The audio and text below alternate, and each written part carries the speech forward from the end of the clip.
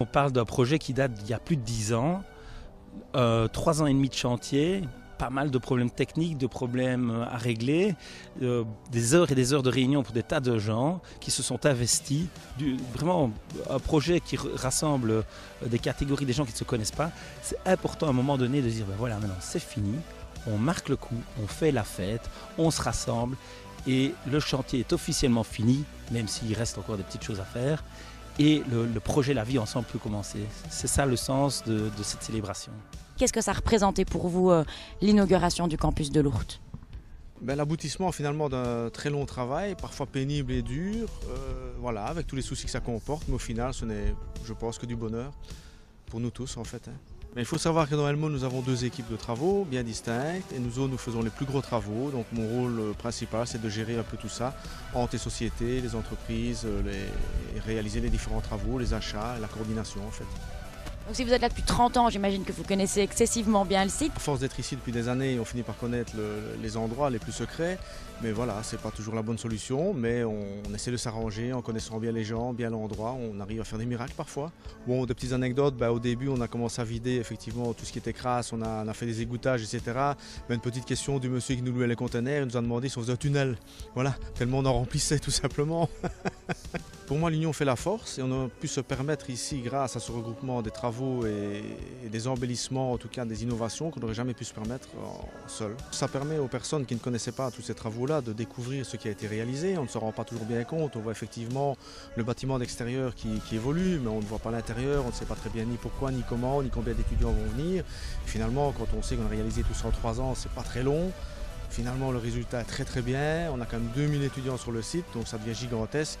Et voilà, grâce à ça, je redis ce que j'ai dit tout à l'heure, l'union fait la force. Et là, on y est, on est fort. Vous allez voir ici à l'odeur des produits dangereux. C'est mon appareil en fait. Parce qu'on m'a annoncé quelqu'un de radioactif dans le bout.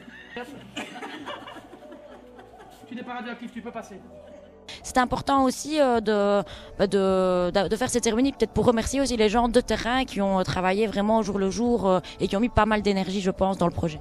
C'est sûr, en plus, je veux dire, on n'est pas seul à avoir participé, tout le monde y a participé à sa manière, les professeurs, les élèves, la patience de certains. Voilà, ça va de peu de choses à beaucoup pour certains, pour certaines personnes, ça a été moins, pour d'autres ça a été plus. Il y en a qui sont plus gênés, plus dérangés, d'autres moins. Et finalement, c'est un remerciement général à tout le monde, quoi. C'est très chouette, il fallait marquer le coup. On a quand même vu grand pour cette inauguration, qu'est-ce qui était mis en place exactement ? C'est sûr qu'on nous avait mis la pression au service communication en nous disant il ne faut pas faire moins bien qu'à la pose de la première pierre. Donc on s'est dit il faut effectivement que ce soit quelque chose d'assez original tout en faisant visiter un maximum les lieux.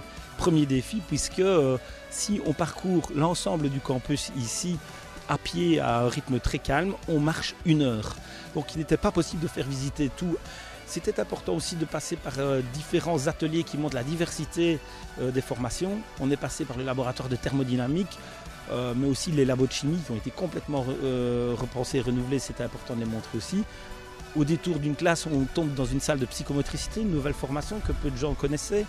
Un peu plus loin, le grand auditoire, la terrasse, tous des éléments architecturaux et de pédagogie que l'on voulait mettre en avant. Et un qui n'est pas des moindres, c'est évidemment le laboratoire Simone, le fameux mannequin intelligent de Elmo Sainte-Julienne. Et puis surtout, au moment, il y a l'inévitable partie protocolaire, on voulait que ça reste digeste, en réduisant les discours au maximum. Et puis on a fait, je pense, quelque chose d'assez original pour le couper de ruban.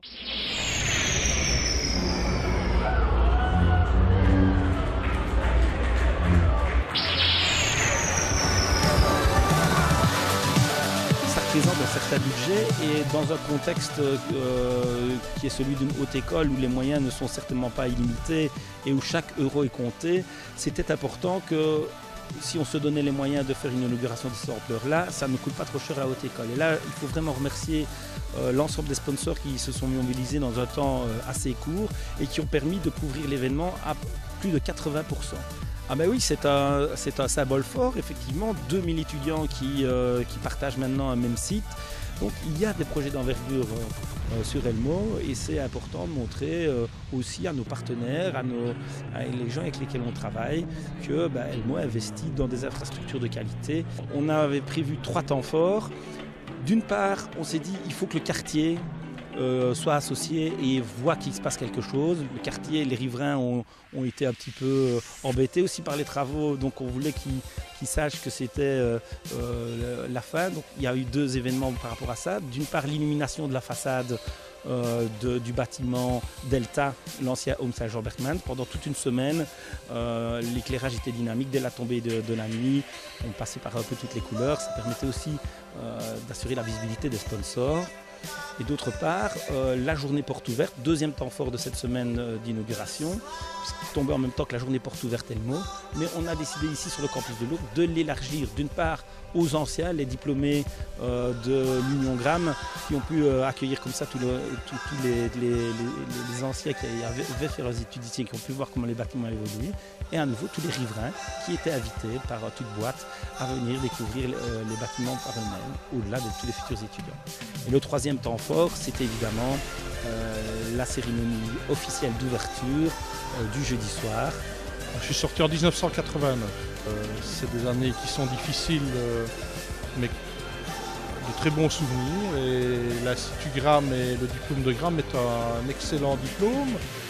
Et de revenir voir les installations après 25 ans, c'est assez impressionnant de voir que certaines choses ont changé, d'autres pas. Donc des ingénieurs avec des infirmières, avec des gradués, etc. Et que le tout est mélangé. Donc avant c'était une école d'ingénieurs industriels, donc à chaque étage c'était les labos de chimie, les labos d'électricité, la thermique. Maintenant c'est vraiment un mix de l'ensemble. Ça c'est fort différent, l'odeur de l'huile de coupe au rez-de-chaussée et l'odeur des terres à la place, ça c'était pas à l'époque. Quand j'ai connu à la place où on était ici, il y avait l'ancien ascenseur qui datait de la construction. Et j'ai connu les premiers travaux en 86 où on a fait la première tour ici pour déjà mettre aux normes le bâtiment. Mais le site est magnifique et moi j'ai coté au home des étudiants. Il y avait plus de 100 étudiants qui étaient à l'institut, qui logeaient au home. Et puis il y avait les jésuites, il y avait des pères jésuites qui logeaient dans le home également. Donc des blagues d'étudiants, on en a fait beaucoup. Mais le campus en lui-même, ça a toujours été un endroit exceptionnel. Vert, proche de la ville, avec des bâtiments qui ont un certain âge et qui ont gardé un cachet. Alors pourquoi est-ce que tu as accepté de venir participer aujourd'hui à la journée porte ouverte, qui est aussi l'inauguration du nouveau campus de Lourdes? Je trouve intéressant en tant qu'étudiant de mettre notre petite patte aussi dans la réalisation de cette inauguration du nouveau campus. Et donc voilà, c'est notre manière de participer avec les professeurs à prendre un peu notre école et les profits que ça peut apporter aux élèves, aux futurs élèves. Le déménagement, ça a demandé beaucoup d'efforts de la part des professeurs, des élèves, de tout le monde. Tout le monde a été sensibilisé à ça. Et là, au nouveau campus, ça se passe bien, c'est grand, on a de la place. Ça nous permet de rencontrer d'autres étudiants de d'autres sections et c'est polyvalent. Je trouve que c'est intéressant pour nous. Il y a une 50aine d'étudiants qui sont présents, il y en a qui font visiter, il y en a qui font des démonstrations. Quel est ton rôle à toi aujourd'hui pour la porte ouverte? Donc moi, je représente ma classe de santé communautaire. Donc je suis partie au Népal dans le cadre d'un stage et je suis revenue 4 jours en fait avant la catastrophe. J'ai travaillé dans un orphelinat et en fait je promue en fait mon petit projet et j'essaie de récolter un maximum d'argent pour cet orphelinat qui a été détruit par le tremblement de terre et j'essaie d'aider ces petits enfants. Ça me tient à cœur.